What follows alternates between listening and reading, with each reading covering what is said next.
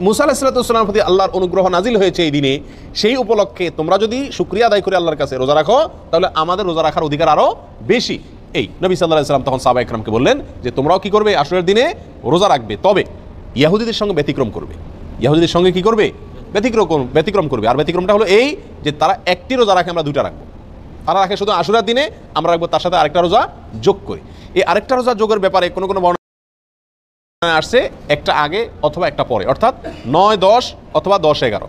আশুরা তো 10 তারিখের রোজা, তার সাথে একটা আগে অথবা পরে যে কোনো একদিন একটা যোগ করে হয় 9-10 আর না হয় 10-11 রাখার জন্য বলা হয়েছে। যদিও সেই হাদিসকে ওলামা ইকরামের কেউ কেউ সহিহ বলেছেন, কেউ কেউ যঈফ বলেছেন।